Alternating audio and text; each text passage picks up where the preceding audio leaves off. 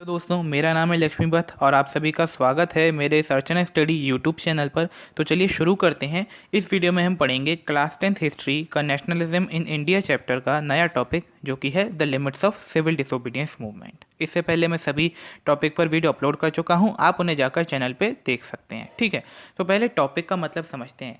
Limits of civil disobedience यानी कि ये मूवमेंट कहाँ कहाँ तक सीमित था, इसकी लिमिटेशंस क्या थी कि उनके आगे ये कभी बढ़ ही नहीं पाया। तो देखिए, इसमें हम मेनली दो लोगों के बारे में पढ़ेंगे, या दो कास्ट और रिलीजन ग्रुप के बारे में। पहला दलित और दूसरा मुस्लिम्स का। तो देखिए, Dalit, not all social groups were moved by the concept of Swaraj. तो यानी कि जो स्वराज का कंसेप्ट था, जो फ्रीडम का कंसेप्ट था, उसमें सभी कास्ट ने या सभी ग्रुप्स ने पार्टिसिपेट नहीं किया था। अभी हमने पहले देखा कि अच्छा, हिंदू थे, ब्राह्मण थे, मुस्लिम थे, पर कुछ ग्रुप ऐसे थे जिन्होंने अभी किसी भी मूवमेंट में या इस पूरे फ्रीडम के मूवमेंट में ही शामिल नहीं हुए थे वो लोग अभी तक। ठीक है, तो one such group is untouchables who from 1930 had begun to call themselves दलित और ऑप्रेस्ड। तो ऐसे ही एक ग्रुप था जिनका नाम था अनटचेबल। ठीक है, जिन्होंने अपने आप को सन 1930 में एक नाम दिया था, दलित या ऑप्रेस्ड पीपल। ठीक है, तो ये उनका नाम था। अब ये ग्रुप क्या था? दलित का ग्रुप था। आपने सुना हो, आपने दलित शब्द बहुत सुना होगा, जैसे कभी आप टीवी पे न्यूज़ देखें तो नेताओं ने दलित समाज के लिए क्या करा, बहुत कहते हैं। तो वही लोग दलित हैं जो हम यहाँ पढ़ रहे हैं। ठीक है, उन्हीं दलित्स की बात हो रही है जो कि ऑप्रेस्ड पीपल होते थे उस समय में। ठीक है, for long Congress had ignored Dalits for fear of offending the Sanatanis high caste Hindus. तो देखिए, कई लंबे समय तक कांग्रेस ने कभी भी दलित का साथ नहीं दिया। दलित का साथ क्यों नहीं दिया? देखिए, जो दलित कैटेगरी में लोग आते थे ना, वो या तो घर में काम करते थे, साफ झाड़ू सफाई का, ठीक है, या टॉयलेट साफ करते थे, या मतलब गंदे काम, हम कह सकते हैं उस समय की लोगों की थिंकिंग थी कि ये लोग गंदे काम कर रहे हैं। नहीं तो अब आज वो अगर ना हो हमारे समाज में तो फिर वो सब काम हमें ही तो करने पड़ेंगे, तो इसलिए वो भी बहुत इंपॉर्टेंट हिस्सा है। ठीक है, तो उस समय के लोग ऐसा मानते थे कि ये लोग तो भाई गंदा काम कर रहे हैं, इनको हम अपनी सोसाइटी में ऐड नहीं करेंगे। ठीक है, उन्हें ना वो अपने तालाब से पानी लेने देते थे, ना वो सारी सिविल सर्विसेज का उन्हें इस्तेमाल करने देते थे जो कि आम जनता कर रही है। ठीक है, अब इसलिए कांग्रेस ने इन लोगों का कभी साथ नहीं दिया। क्यों नहीं दिया? क्योंकि कांग्रेस में हाई कास्ट हिंदूज भी इन्वॉल्व थे। ठीक है, बड़े बड़े हिंदू लीडर, महासभा के ग्रुप्स के लीडर। अब ये लोग तो भाई बिल्कुल ही एकदम ब्राह्मण थे, तो ये तो एकदम बिल्कुल ही खिलाफ थे इस चीज़ के कि हमारे साथ कोई दलित ऐसे खड़ा हो संग में। अरे बिल्कुल नहीं, अरे उसे छू लिया तो नहाने जाना पड़ेगा। ठीक है भाई, फिर तो ये शुद्धि करनी पड़ेगी वो सब। तो इसलिए कांग्रेस ने इस डर से कभी दलितों का साथ ही नहीं दिया, सपोर्ट ही नहीं किया। But Mahatma Gandhi tell that swaraj would not come until untouchability exist. यहाँ पे अनटिल की स्पेलिंग गलत हो गई, उसे अवॉइड करिएगा। तो यहाँ पर महात्मा गांधी जी ने कहा कि हमारे देश में स्वराज जब तक नहीं आएगा, जब तक हम ये जो अनटचेबिलिटी है, जो छुआछूत की बीमारी है, उसे ख़त्म ना कर दें। ठीक है, मतलब गांधी जी इस चीज़ के बिल्कुल खिलाफ थे। He call untouchables Harijan, children of God. तो उन्होंने दलित समाज के लोगों को कहा हरिजन, एक नया नाम दिया। हरिजन का मतलब क्या होता है? चिल्ड्रन ऑफ गॉड, मतलब भगवान के बच्चे।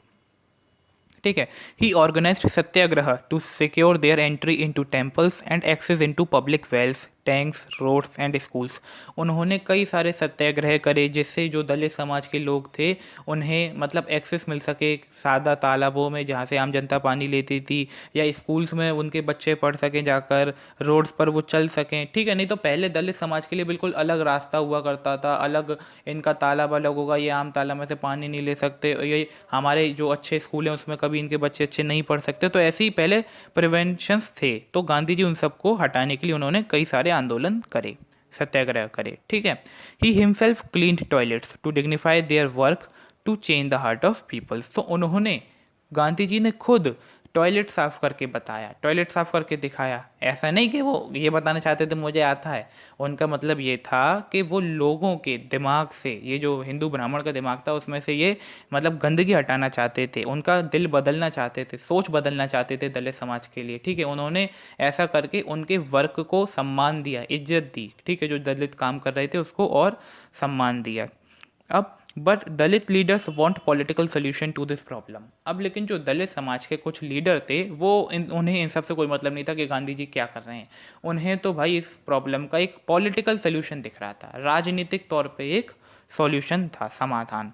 वो क्या था? Demanding reserve seats in educational system. उन्हें एजुकेशनल इंस्टीट्यूशंस में, सॉरी, एजुकेशनल इंस्टीट्यूशंस में उन्हें रिजर्व्ड सीट्स चाहिए थी। ठीक है, कि कोई भी स्कूल है, कॉलेज है या कोई भी है, वहाँ पर हमारे दलित समाज के लिए एकदम रिजर्व सीट्स होनी चाहिए। Separate electorate that would choose Dalit members for legislative council. उन्हें एक सेपरेट इलेक्टोरेट चाहिए था। इलेक्टोरेट मतलब हम कह सकते हैं अपना ही एरिया, एक पूरा तरीके से एक अपना देश चाहिए था उन्हें, जहाँ पर सिर्फ उन्हीं के लीडर्स को इलेक्ट किया जाए। तो जैसे कि मुस्लिम से अपना देश बनाया था पाकिस्तान, ऐसा ये लोग भी अपना एक देश बनाना चाहते थे। ठीक है, जिसमें सिर्फ इन्हीं के लीडर्स हों लेजिस्लेटिव काउंसिल्स में।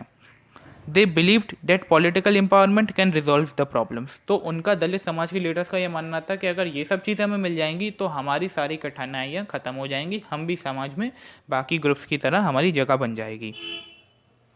Only Dalits of Maharashtra and Nagpur participated in CDM। तो देखिए, बहुत ही कम दलित समाज के लोगों ने सिविल डिसोबीडियंस मूवमेंट में पार्टिसिपेट करा। सिर्फ और सिर्फ, बहुत ध्यान से इन दो स्टेट्स को याद करिएगा, महाराष्ट्र और नागपुर के लोगों ने ही सिविल डिसोबीडियंस मूवमेंट में पार्ट लिया था। अब the limits of civil disobedience में हम आगे बढ़ते हैं, उससे पहले मैं आपको एक और बात बता दूं। तो देखिए, यहाँ पर जो दलित्स डिमांड कर रहे थे सेपरेट इलेक्टोरेट की, वो एक बहुत ही बड़ी डिमांड थी जिसे हम आसानी से पूरा नहीं कर सकते थे। इसको अभी हम आगे समझेंगे ऐसा क्यों है, इसलिए मैंने आपको यहाँ पे इस पॉइंट पे थोड़ा जोर दिया है। ठीक है, आगे चलें। Doctor BR Ambedkar organised Dalits into depressed classes association in 1930, clashed with Mahatma Gandhi at second round table conference.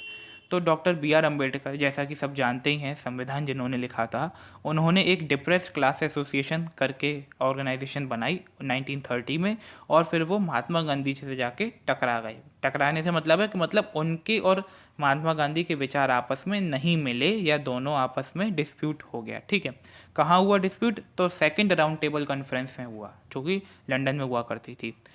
तो वहाँ पर जैसे BR अम्बेडकर जी का कहना था कि इन्हें ये सब दे दिया जाए, सेपरेट इलेक्टोरेट, ये सीट, सब कुछ, बट महात्मा गांधी ऐसा नहीं चाहते थे।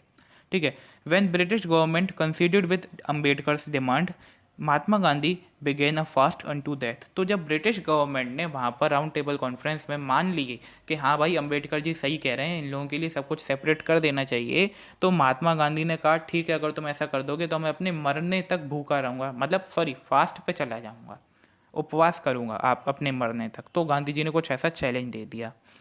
अब इस ऐसा क्यों किया गांधी जी ने? इतना बड़ा आदमी कोई बात कह रहा है, क्यों? तो देखिए, महात्मा गांधी सोचते थे separate electorate would slow down the process of their integration into society. तो ये जो, अगर हम इन दलित के लिए एक अलग देश बना देंगे, इन्हें एक अलग इलेक्टोरेट देंगे, तो उससे हमारा जो इंटीग्रेशन का प्रोसेस है ना, कि हम एकजुट कर रहे हैं पूरे देश के लोगों को और फ्रीडम मांग रहे हैं, तो उसमें और स्लो हो जाएगा वो प्रोसेस। एक तो वैसे ही इतना ख़राब चल रहा है, और स्लो हो जाएगा, जिससे हमें और दिक्कतों का सामना करना पड़ेगा। ठीक है, अब क्योंकि फिर वहाँ, अरे चलो उस देश में जाके वहाँ से दलित को बुलाएं, ये करें वो करें, तो काफ़ी झंझट होगा। ठीक है, इसलिए गांधी जी ऐसा नहीं चाहते थे। अब लेकिन क्या था, ब्रिटिशर्स ने ऐसा इसलिए करा था क्योंकि उनका तो यही था डिवाइड एंड रूल। तो वो तो देश को और डिवाइड करते और जाके रूल करते। बाद में पता चला कि उन्होंने फिर वहाँ अलग से जाके कब्जा कर लिया, तो इसलिए उन्होंने ऐसा करा था ब्रिटिशर्स ने। Ambedkar ultimately accepted Gandhiji's position and the result was the Poona pact of September 1932। तो अम्बेडकर जी ने फिर मानी, क्योंकि गांधी जी इतने बड़े लोग थे, गांधी जी इतने बड़े आदमी थे, तो उनकी बात मानी, और फिर रिजल्ट हुआ इसका पूना पैक्ट ऑफ सितंबर 1932। ठीक है, पूना पैक्ट आप नाम याद रखिएगा और ईयर बिल्कुल याद रखिएगा, 1932 में हुआ। It gave depressed classes reserved seats in provincial and central legislative councils, but they were to be voted by the general electorate।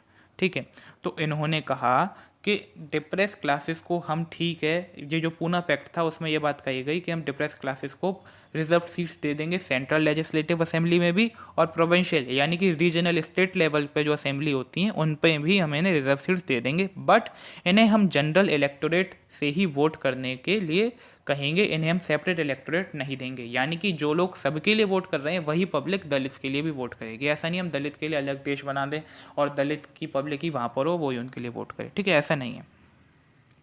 The Dalit movement continued to be apprehensive of the Congress led national movement. तो जो दलित का movement था वो हमेशा मतलब दबा हुआ रहा कांग्रेस की नेशनल मूवमेंट से। ठीक है, मतलब कभी इतना रेज नहीं मिल पाया उस मूवमेंट को। तो ये देखा हमने अभी सिविल डिसोबीडियंस की लिमिटेशंस में पहला पार्ट दलित का क्या था, कि उनकी क्या डिमांड्स थी, वो उनका क्या दर्जा था समाज में, ठीक है। फिर गांधी जी ने क्या करा, पूना पैक्ट क्या था, पूना पैक्ट आप याद रखिएगा, उसको पढ़ लीजिएगा, उसमें क्या हुआ है, बस यही आएगा इसमें से। अब हम आगे चलते हैं। अब हम देखते हैं दूसरा ग्रुप जो कि मुस्लिम कम्युनिटी थी, उसके बारे में कि इन्होंने कभी सिविल डिसोबीडियंस मूवमेंट में क्यों पार्ट नहीं लिया। After decline of NCM and Khilafat movement, Muslim feel alienated from the Congress. तो जैसे ही नॉन कॉपरेशन मूवमेंट और खिलाफत मूवमेंट बंद हुआ, ठीक है, उसके बाद मुस्लिम्स का एक तरीके से नेग्लेक्ट कर दिया कांग्रेस ने, बिल्कुल उनका कोई नाता ही नहीं रहा मुस्लिम्स कम्युनिटी के साथ, ना ही उनके लीडर्स आए उनमें, या कभी कांग्रेस ने कोई मीटिंग करी मुस्लिम नेशनलिस्ट ग्रुप के साथ, तो ऐसा कुछ रहा ही नहीं, जिससे मुस्लिम्स को बड़ा धक्का लगा, उन्हें एकदम एलिनेट फील हुआ, उन्हें नेग्लेक्टिंग सा लगा कि इनका तो कोई समाज में दर्जा ही नहीं रह गया, मुस्लिम कम्युनिटी या रिलीजन का कोई सम्मान ही नहीं है पूरे इंडिया में, ये नहीं है, ठीक है, तो ऐसा उन्हें फील होने लगा। From mid 1920s, Congress is more visibly associated with Hindu nationalist group Hindu Mahasabha, ठीक है। तो 1920 से तो ये बिल्कुल साफ साफ नज़र आने लगा कि जैसे कांग्रेस है वो सिर्फ एक ही रिलीजियस कम्युनिटी के साथ है, या उसी के लीडर से बात करती है, उसी के नेशनलिस्ट ग्रुप को सपोर्ट करती है, और वो कम्युनिटी है हिंदू की, ठीक है। उन्हें और कोई रिलीजन से मतलब ही नहीं है, जैनिज्म, बुद्धिज्म या क्रिश्चियन या, ठीक है, मुस्लिम, ऐसा कुछ दिख ही नहीं रहा, सिर्फ हिंदू ही हिंदू हर जगह नज़र आ रहा है। तो इससे क्या हुआ, जो मुस्लिम्स और हिंदू में रिलेशन थे जितने अच्छे थे वो और ख़राब हो गए, ठीक है। अब चलिए कांग्रेस मतलब मुस्लिम ऐसे तो मान जाते कि हम नहीं हैं और हिंदू भी नहीं है, लेकिन उन्हें दिख रहा है कि हिंदू हिंदू हैं और हम है ही नहीं, ठीक है। तो इससे जो मुस्लिम और हिंदू के बीच की दरार थी वो और ज़्यादा बढ़ गई, ठीक है, और ज़्यादा उनके रिलेशन वर्स हो गए एकदम।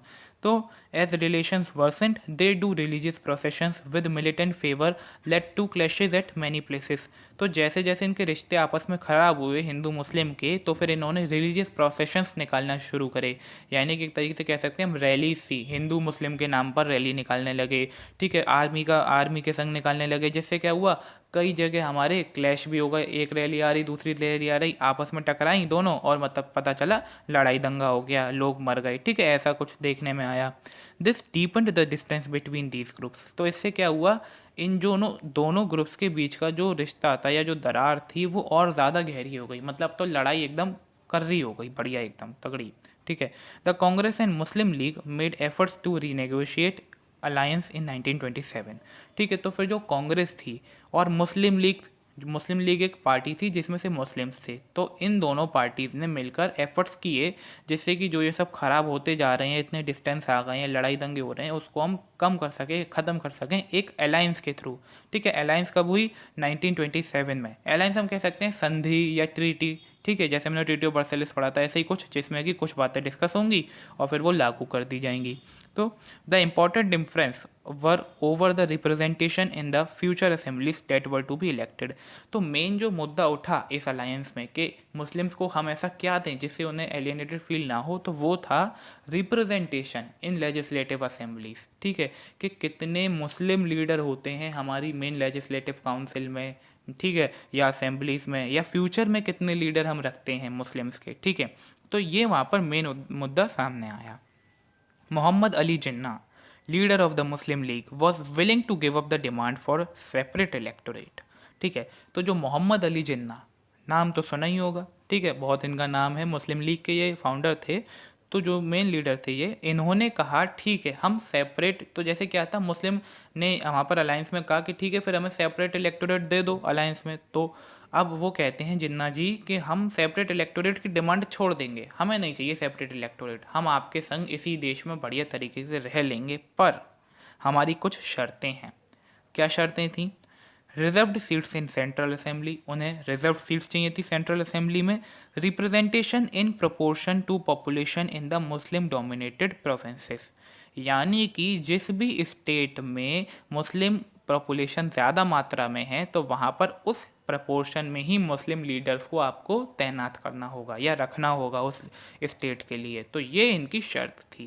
पहली तो क्या, सेंट्रल असेंबली में हमें सीटें दो, और दूसरी जिस स्टेट में मुस्लिम पॉपुलेशन ज़्यादा है वहाँ पे उस हिसाब से हमें प्रपोर्शन में हमारे मुस्लिम लीडर्स को वहाँ पे रखो, ठीक है। तो ये मोहम्मद अली जिन्ना की शर्त थी जो इन्होंने रखी थी, ठीक है। अब लेकिन इन शर्तों का बहुत ही गलत प्रभाव पड़ा था सोसाइटी पे। तो देयर वर सम होप्स, ठीक है, अब लोगों ने सुन ली शर्तें कि हाँ चलिए अब इस पर बात होने लगी, तो ऐसी अब कुछ कुछ उम्मीद थी कि ठीक है कुछ नेगोशिएशन और होगा, ठीक है कुछ हम मुस्लिम से कहेंगे तो मुस्लिम हमसे कहेंगे और फिर हम एक पक्के ऑफर पे पहुंच जाएंगे, ठीक है ऐसा कुछ लग रहा था कि ये सब रिवॉल्ट जो है ये एकदम सॉल्ट आउट हो जाएगा। पर ये सारी उम्मीदें चकनाचूर हो गईं, सारे ख्वाब टूट गए। कब टूटे भाई? ये टूटे ऑल पार्टीज कॉन्फ्रेंस में। और ऑल पार्टीज कॉन्फ्रेंस जो कि 1928 में हुई थी, वहाँ पर हमारे एम आर जयाकर जी जो कि हिंदू महासभा के हेड थे, ये सबसे बड़ा हिंदू नेशनलिस्ट ग्रुप था उस समय, ठीक है जो कि सारे हिंदू नेशनल लीडर्स को कंटेन कर रहा था। तो जो इनके हेड थे एम आर जयाकर जी, उन्होंने स्ट्रांगली एकदम मना कर दी, हम ऐसा कुछ नहीं कॉम्प्रोमाइज़ करेंगे, हमें कुछ नहीं चाहिए मुस्लिम का ना भाई, बिल्कुल अलग एकदम, बिल्कुल मना कर दी उन्होंने। तो जितनी भी अब लोग उम्मीदें लगा रहे थे अरे चलो हिंदू मुस्लिम दोबारा एक हो जाएंगे, सीटें तो देनी है दे देंगे, तो वो सारी उम्मीदें यहाँ चकनाचूर हो गई। तो वही लिखा है, there were some hopes but this also disappeared at the all parties conference in 1928 when M R. Jayakar of the Hindu Mahasabha strongly opposed efforts at compromise. तो जो भी उम्मीदें थी वो टूट गई ऑल पार्टीज कॉन्फ्रेंस में जब हमारे एम.आर. जयाकर जी ने बिल्कुल स्ट्रांगली मना कर दिया। Thus, when CDM started, Muslims could not respond to united call for a united struggle। ठीक है, तो मतलब इसलिए इसी कारण कि जब उन्होंने मना कर दिया, तो जब सिविल डिसोबीडियंस मूवमेंट शुरू हुआ तो मुस्लिम्स का हमने कहीं ऐसा कुछ देखा नहीं, उनका कहीं पार्ट नहीं लिया, उन्होंने कभी इस यूनाइटेड स्ट्रगल कैंपेन में अपनी आवाज़ नहीं उठाई। Their leaders expressed their concern about the status of Muslims as a minority within India। तो उनके लीडर क्यों घबराते थे, मतलब ऐसा उन्हें क्यों डर था कि भाई हमें सीटें चाहिए जब भी हम टिक पाएंगे? तो ऐसा इसलिए था कि उन्हें अपने स्टेटस को लेकर चिंता थी। उन्होंने देखा कि मुस्लिम को तो अब ऐसा माइनॉरिटी समझा जा रहा है, इंडिया में कोई वैल्यू नहीं दी जा रही है, तो उनके लीडर्स इस बात को लेकर काफ़ी कंसर्न्ड थे, तो मतलब चिंतित थे, ठीक है। They feared that culture and identity of minorities would be submerged under the domination of a Hindu majority।